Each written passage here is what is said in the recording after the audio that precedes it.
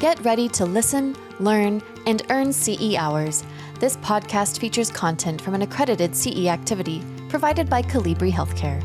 Visit elitelearning.com/podcasts for accreditation and disclosure statements and instructions on how you may be able to earn CE credits.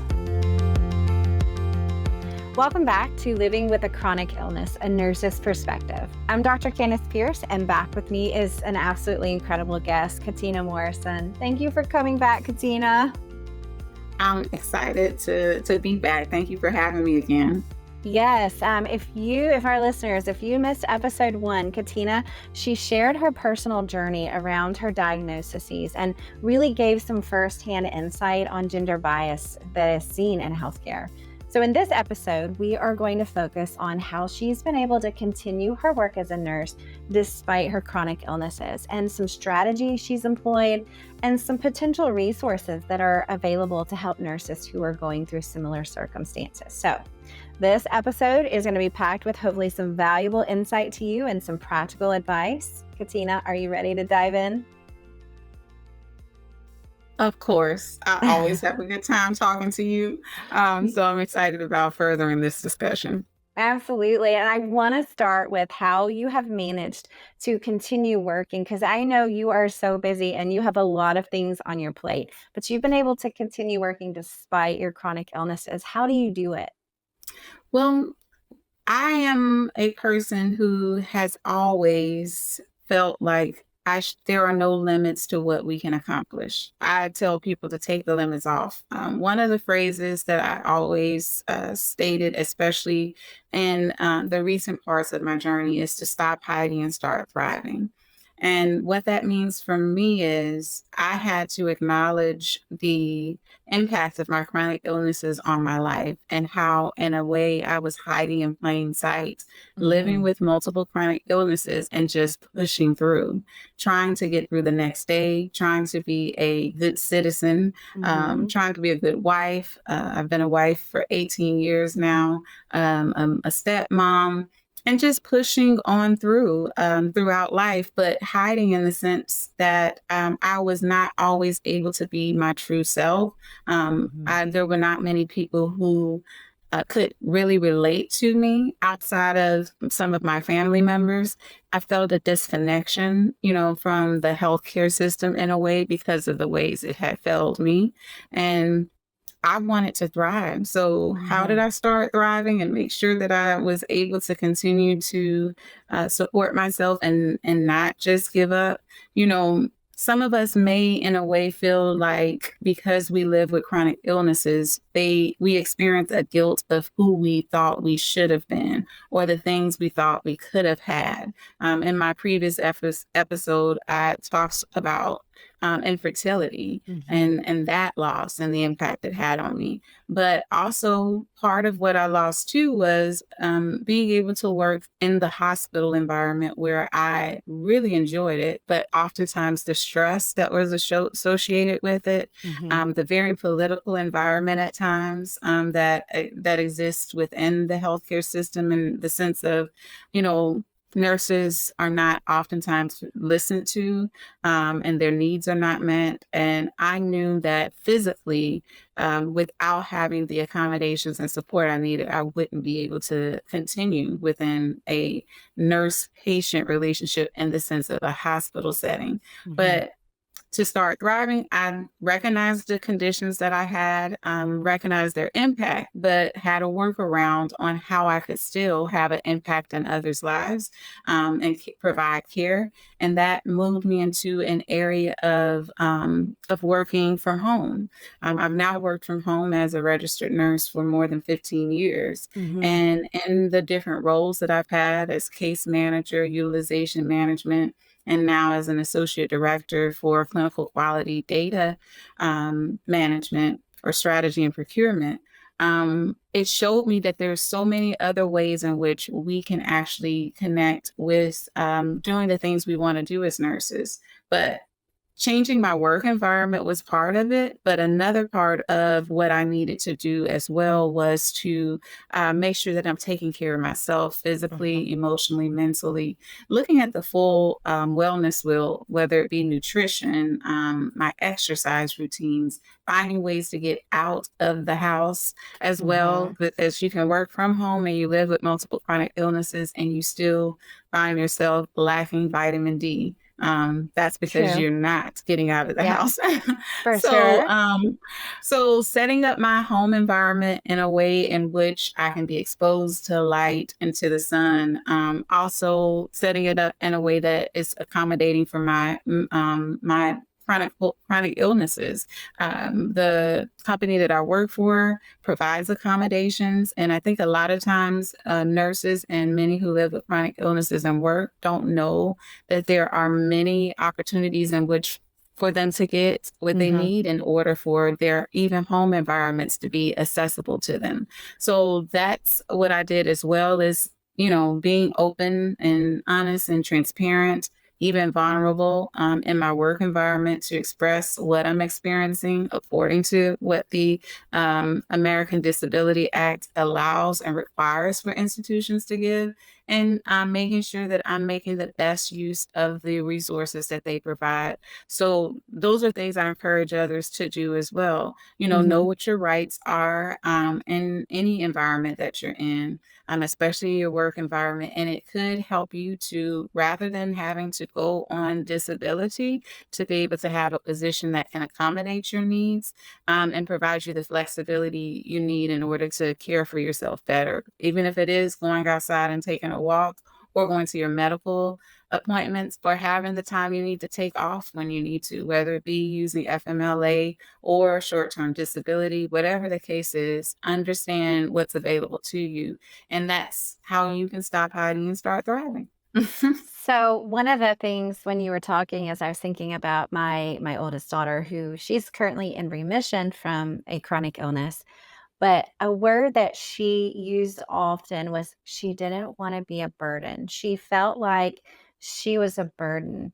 And you've been on this journey even before you got your official diagnosis. So how did you deal with those feelings of, stepping out and asking for help and letting people know what's going on, overcoming that I don't want to be a burden thought Yeah. process? I completely understand it. And that's what I was also kind of speaking about when I mentioned the guilt of chronic illness that those who live with it have, is that you don't want to be a burden. In my case, being someone who got married right after nursing school and at the age of 22, my concern was that I would be a burden to my husband and to others. But thankfully, I had a spouse who was willing to help, to step up in those places, whether it was cleaning the house, to washing my hair, to helping me get dressed. I had that support, but it meant I had to be willing to ask for it. That's so Because, hard. It's so you know, hard. as wives, at times it seems like you can be in a position that you don't recognize that your husband, your spouse, your friends, your family, your doctors, even whoever you work for, can't meet your needs unless you tell them what it is. Right. And yes, they may, see you struggle from time to time, but because you live with invisible illnesses and things Right. that is not Mhm. readily as observable, you have to be willing to speak up and say, hey, I need help. Hey, I'm experiencing this. Or one of the things I appreciated is that my husband actually began going to my doctor's appointments with me until he felt like I had the best practitioners who were working with me to meet my Mhm. needs, and that I was, he felt like I was stable. He became a nurse in the sense that he's in the office, Mhm. coming in with his notepad with the questions that he had. Yeah. And I also think it's important for anyone who has a spouse, because there are male and female nurses out there. If you have a Mhm. spouse, talking, being open with them, talking about what you're going through, taking them to your doctor's appointments. If you don't, someone else who loves and cares for you take them to your doctor's appointments, because they're going to see and ask those questions that you, even as a nurse, may not ask. Because we can become apathetic at times. Like, listen, I'm Yeah. tired of saying this over and over and over again. I'm Mhm. going to get the same response. No, Right. taking him with me, the questions that he asks, and also when health professionals see the dedication of someone else that is with you, it oftentimes makes them behave a lot better. It's Right. just something that Yeah. happens. Like, if you're in a nursing home, you need to make sure your family is visiting you. Come see Um, me. Don't leave me there.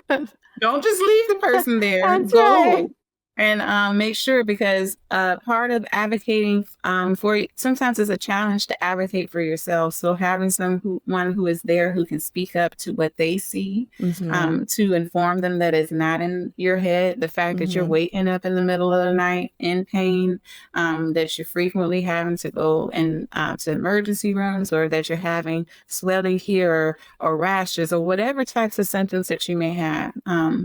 Since I live with autoimmune and inflammatory conditions, I usually speak to the symptoms associated with that. But in the same sense, if you're a person who may be neurodivergent, as I spoke of, if you may have attention deficit disorder, or memory impairment, or if you're Mhm. someone who may live with autism, we have to know that these things look different on everyone. Having someone who can support you and advocate for you is very vital. But the other thing is, the most important part of it, it starts with you. You have to speak up. So part of my journey has been making sure that I am willing to be vulnerable and transparent. There is Mhm. strength and weakness, is what I often say, but it also something that I've learned from the scriptures, that we can find strength in our weaknesses, because we can also be able to. Everything that we experience is not beyond us being able to bear with the right support, and Mhm. bearing in the sense of, yeah, pain is, to live with it on a daily basis is a struggle, but you can change that when you are able to address concerns with your mindset. So going back to what you said, I was afraid of being a burden, but getting past that was being willing to be vulnerable and transparent, to not live my life according to the standards of, we got to be able to do all this by Right. ourselves. And when I did that, I also was able to um, build a community, because part of having a community that understands you Oh, it's and so helps you to good. know that you're not alone changes Yes. the whole thing. I'm an introvert. Me too. Most people don't, and see, Yeah. I wouldn't have known. Yeah. Most people don't know that I'm an Uh-huh. introvert. And so that made it even more challenging to go outside of myself. But during COVID times, Mhm. during 2021, I don't know if it is a bad word, but using, No, not at all. okay, during 2021, I found in 2020, I was like, hey, I'm good, because now Mhm. I'm safe. Everybody's wearing masks. I don't have to worry Mhm. about my immune system dropping. But in 2021, I was like, wait a minute. I think I'm feeling a little depressed. Yeah. I feel like I feel like I was being pushed outside of myself to connect with others. So part of releasing that fear of being a burden too is understanding the strength of community, and being Mhm. willing to, if you don't see a community for that is best meets your needs, or a support system, a support group, build it. And that's what I did through social media, was started a page to educate others about ways they could advocate for their health, and then, Mhm. which is Nurse Does Essentials, and then that later led into Inflamed Sisters Thriving, women like me who experience challenges, but we're still finding ways to thrive personally and professionally. And that's what I think is important. So be vulnerable, transparent. There's strength in it. Speak up about what your needs are. Take a family member with you, or a friend, to your doctor's appointment, so that not only can they advocate for you, but they actually understand what you're going through and what your condition is about. And they know what you need to do, so that they keep you on track. Absolutely.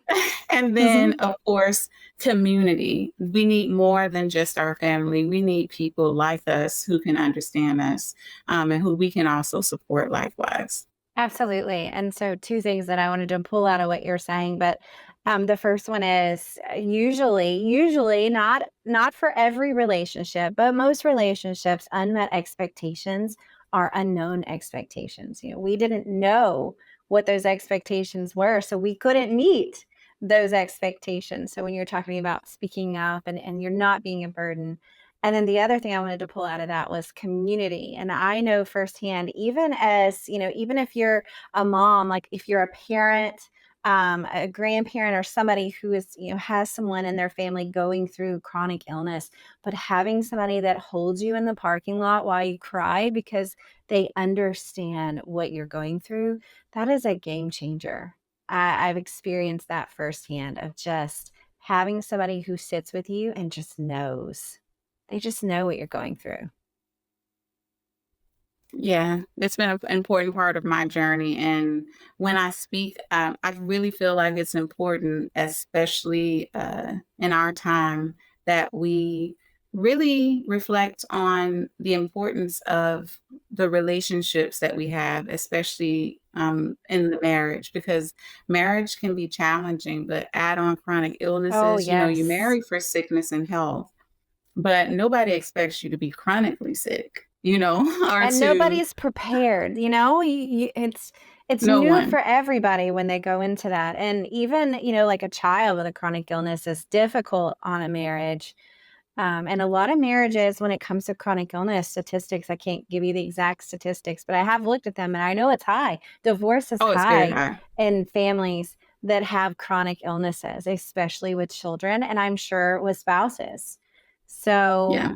I love hearing about your husband. I adore how he is taking care of you and how blessed you are with Oh, thank what an you. amazing man, Katina. Oh, He is. so I'm good. so thankful. And that's why I think even in your case, in the things that you may have experienced in your journey, in my case, anyone who has lived with any chronic illnesses or has a child that has, Mhm. share the full story of how you got there, because oftentimes it's not alone. And if you have a spouse who has supported you, acknowledge it. And especially Yes. in these spaces, it can also help others who have spouses who are going through the journey to be, prepared a bit more for what that journey could be like, but to know that they can make it through it.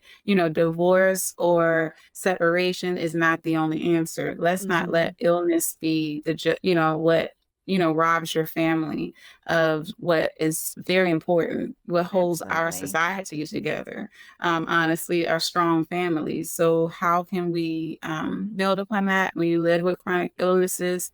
You know, it can be challenging, but be Mhm. patient. And I think patience is necessary on both sides of the fence. The spouse who is considered to be well and the spouse Mhm. that is ill, living with the chronic illnesses, exercising patience and, commending the support that you get, because it's not something that is expected, as you said, and it's not something that people are normally prepared for who may have not ever experienced a variety of chronic illnesses such as the Right. ones I live with. So those are things that I think is really important to my journey of being able to continue to work. Mhm. It's been a part of what has helped me to not be so focused on the guilt of living with chronic illnesses, and also to be able to transition through, as we discussed, not wanting to be a burden, Mhm. because that strength and weakness also taught me that there was so much more that I could accomplish with using less energy when I Mhm. ask for help and support. And my husband also supports me through with my nonprofit and with the work that I do, even traveling with me to help to lift those bags, Yeah. or if needed, push that wheelchair if I when Mhm. I need it, or just to make sure that I'm getting to where I need to safely and comfortably, and not having to worry about, that extra physical energy that is exerted. So those things that have helped me, and that's why I wanted to say through this, I don't do this by myself Yeah. or within myself. I see what God has done to help me by providing me that source of support and community that has helped me to move forward. And it energizes me, even when I'm going through chronic fatigue, to do something towards my goal each day. And my goal is to do whatever I can to help and to support others in their journey, but also to be able to continue to be a working nurse, even from the house. Right, absolutely. And speaking of continuing to be a working nurse, can you share? I know you shared some, but can you share some strategies and tools that have been just really helpful for you through your journey? So through my journey as a nurse who is working, and I guess also when thinking about this, thinking about the journey that I had to Mhm. take and the strategies I had to implement, I kind of shared, with my experience of working in the hospital. I had changed. I loved the work I did, Mhm. and I loved the working with the patients. It was the best to me. It was just the most fulfilling thing to see a patient health improve over the course of their hospital stay.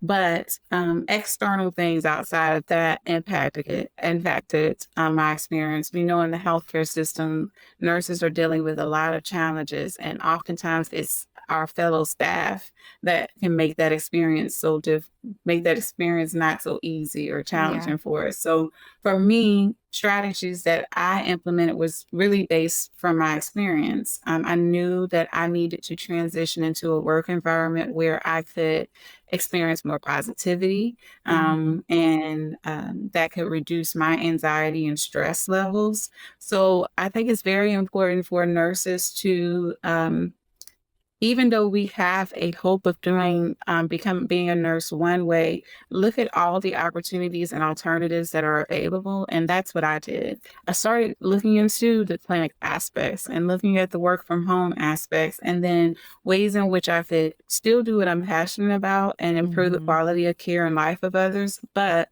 how could I do it in a way that was still healthy for me? So taking care of look at the wellness wheel and make sure that on that wheel each day you are doing something that is beneficial to you. There's 8 elements on it. I can probably name 5 of the 8 from a memory now. Right? But your nutrition, even your family and support is a part of that wellness Mhm. wheel. Your financial is also a part of it. And then because we always just think about health in one way, but there's so many aspects to health, besides the quick things we can go to. We need to exercise, we need to eat well, we need to also make sure that we take care of our mindset too. So for me, it was finding the best place for me, and work from home remotely was the best thing for me. It allowed more flexibility that I couldn't get in the hospital setting. It Mhm. also helped to kind of reduce the stress and anxiety that comes with working in some environments where there's so many people who are not so happy anymore, Right. you know.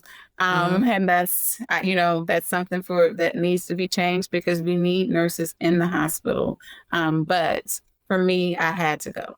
And then we have mindset is that wellness well is important, hitting all the aspects of it, but I feel mindset is a important thing too. So for me, I started seeing the importance of the basics, breath work, Mhm. breathing.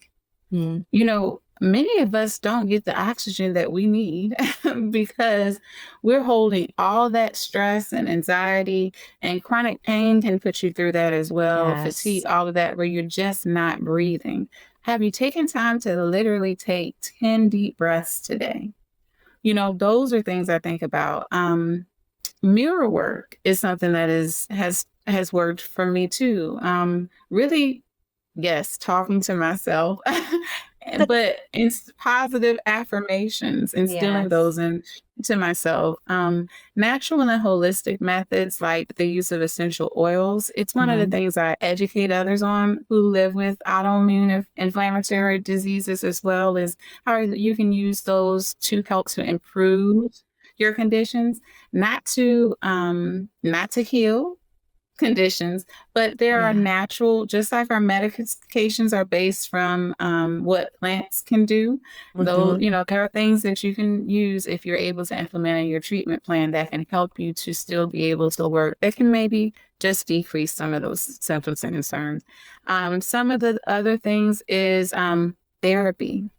It took a long time for me to accept that I needed it. Yeah. Because I was like, I could encourage everybody else to get it. But, I took the steps to get therapy. And then that therapy led me to, me finally taking the steps to get the evaluation and treatment for attention deficit disorder. So, and getting that treatment has helped me to keep working because now I know all these Mhm. years, the strategies I've implemented to deal with attention deficit disorder. But now I also know that there was nothing wrong with me. I had a Right. condition that was causing that. And um, instead of allowing myself to get too anxious about things, continuing to slow myself down and take the time to put things in their proper order and know that I can only do so much in a day, Mhm. and to give myself grace. Excuse me. That may not sound like a strategy, but it is. Most of us don't show It's ourselves enough We're grace. very hard on ourselves. Exactly. And stop being hard on yourself. Is Mhm. what I encourage you to do. That's another strategy. And that goes with that point of stop hiding and start thriving. That whole progression of things is acknowledging I have a problem and a condition that is causing these. But here's are the things I can implement. We as nurses know health wise what we need to implement, but pay attention to your mindset and strategies to help you to reduce stress and anxiety and to improve your sleep is very important. But also showing yourself grace, stop being so hard on yourself. You're only one person, but you can make such a difference in this world by not pushing through, but learning to cope with your circumstances in a Mhm. healthy way, Right. and using those experiences to help others. Mhm. I look back over the time where my daughter was trying to heal from her chronic illness, and now looking at it, I feel like our whole family was just surviving. Mm-hmm. And I know if we're like, well, we should be thriving, but it has taught me looking backwards that it's not about like that still was our life. That was our life then. That's what we were going through at that point in our life. And so every day we should have been living presently rather than just trying to survive. And I know that now looking back, with Mm-hmm. that 2020 vision for backwards. But it is hard. It's very hard to not get stuck in the rut of, I just have to survive another day. So, Yeah, that's powerful. Um, there is a special friend of mine.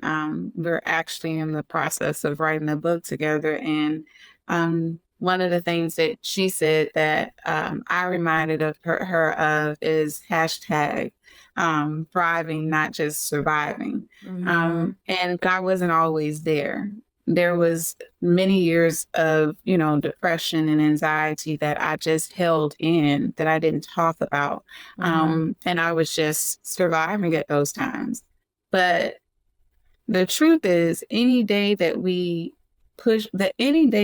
able to show up as mhm, our authentic selves, any day that we're able to touch the lives of others and do the work that we all were gifted to do, because mhm, we're all given special gifts. Because I can't do something like you because you have the best gift. You were gifted with that. Same thing with me. I didn't right, realize it as an introvert, but one of the things that did well was connecting with others. And that's mhm, why I was so good with my patients in the hospital setting, but connecting with others, listening, and being able to provide them encouragement and support. Who would have known that was actually a right, gift until I developed an Instagram page and a podcast myself, which right, is Acclaimed Sisters Thriving. And that's what's led me to even hosting events that shows people that you don't just have to survive, you can thrive. And mhm, thriving looks like you. You know what yeah, I'm saying? It yeah, doesn't look like what someone else is doing. Your Right. ability as a person who lives with a chronic illness to just get up today means that you're thriving. And the fact that you actually took the opportunity to say one positive thing to someone today is thriving to me. So each day, live that day Yeah. to support others. Oh Absolutely. no, and to also strengthen yourself. Yes. So, as far as resources, are there any specific resources or support systems that are beneficial? Yes, there are many resources. Actually, resources like this, Mhm. if you're not, and if this is your first time listening to this podcast, listen to all of them. Go through the stories, especially the story about Candace and her daughter. I'm listening to it right after I finish this. These types of resources, podcasts, that's why I started one in 2022, which was Inflamed Sisters Thriving, is because I didn't hear a podcast that was showing the life of someone living with chronic illnesses as from a positive perspective, but not a toxic positive Right. perspective, being realistic, but also sharing the journeys and stories of others that can encourage and uplift others. So that's one thing I did. You can check out Inflamed Sisters Thriving. I have a website as well, Nurse Loves Essential, that has a host of blog posts that are based in research that is, real research, because I have to do so as a nurse. Yes. But, from evidence-based practice aspect that provides strategies in which you can continue your journey as a person who lives with chronic illnesses in business and work life, how you can advocate for yourself, even advocate to get better pay. Mhm. Finding support groups and other organizations. If you live with an autoimmune condition, the Autoimmune Association is a nonprofit that provides a lot of support. There is Creaky Joints that provides for those who live with arthritis, inflammatory conditions. They also are part of the Global Healthy Living Foundation, GHLF. They provide a lot of resources. Think about how you can also support research and look for ways in which you could potentially partner with organizations who are looking for candidates like you. We say that there's not enough research for women. So I encourage women to look out for those opportunities because those companies also provide additional resources. They sometimes just want to hear what your experience is, not test anything on you, but share, hear your Yeah. experiences. Those are, that's important too, is looking for opportunities to make a difference. It isn't a resource, but it helps you to find additional resources by doing that research. And then sometimes, believe it or not, our doctors can only do so much. So have you thought about a health coach? Are you utilizing your EAP? Your employee assistance program to its full advantage if you are working. I didn't know half of the thing my employee and things that they provided me. It is extensive. The amount of support, free Yeah. services as far as therapy, free services as far as physical therapy and mental health therapy, specific to your conditions, resources.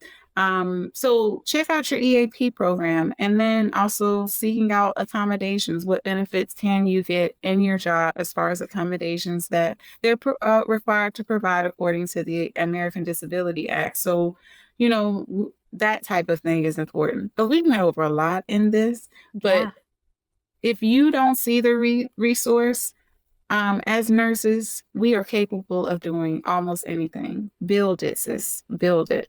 And one other thing, if I can share, think about finding an organization like the one I have where we do monthly events and virtual events as well as in-person events 4 times a year and a retreat that is made for women like us who live with chronic illnesses to help you to stop hiding and start thriving personally and professionally. That's Inflamed Sisters Thriving. But there's another organization. It's for nurses that I got to share. And I've honestly forgot the name of it as I'm doing this, but it's specifically for nurses. When I think of it, I'll come back and share it and share it with you all. Okay. Okay, so you shared a lot of resources. So there's a lot of things out there if we just really know where to look and we actually step out of our comfort zone and look for them, you know. I'm sure Mhm. especially for an introvert, it's sometimes hard to step into something. You have an amazing nonprofit with all these meetings and these virtual meetings and I commend you for taking this experience and turning it around to help others. That is huge. That is so commendable. And I'm blown away by how you just kept all of these things on your plate going while also still dealing with multiple chronic illnesses. Girl, you're amazing. Thank you. But it Yes. took a lot of support. Listen, I don't thrive alone. If Yes. you watch my podcast and hear some of the things I do, I always say that inflamed sisters thrive together always. And as long as we're here, we need to make sure that we continue to do that.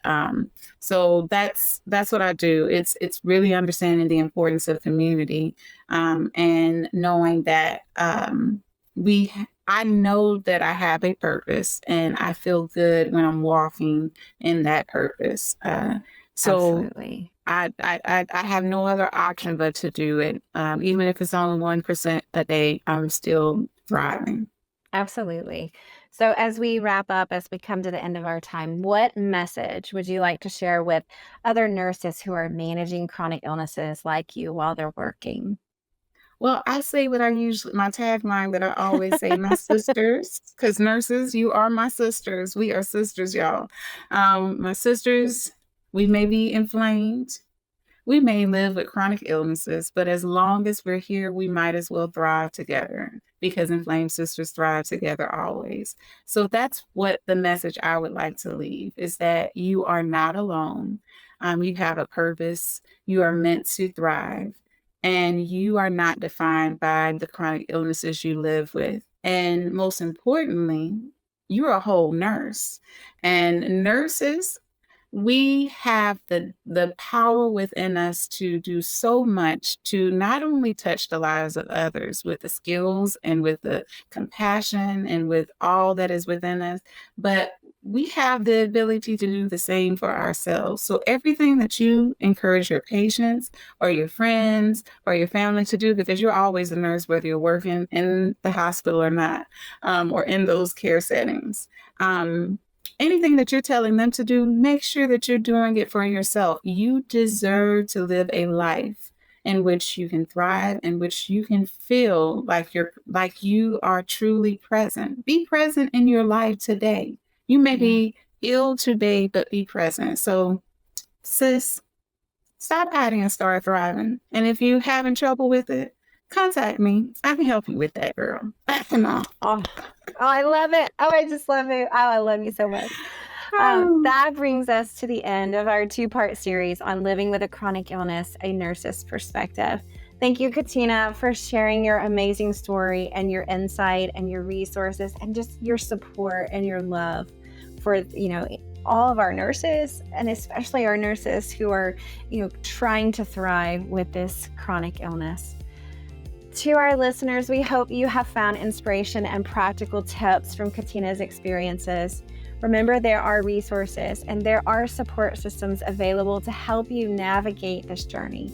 Thank you for joining us, and don't forget to subscribe to our podcast for more episodes on topics that really matter to nurses if you have not already.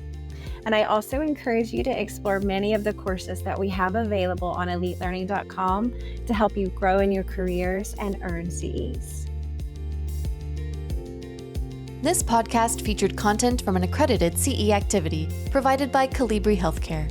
Visit elitelearning.com/podcasts for accreditation and disclosure statements and instructions on how you may be able to earn CE credits. Take your learning to the next level by subscribing to more podcasts on compelling healthcare topics.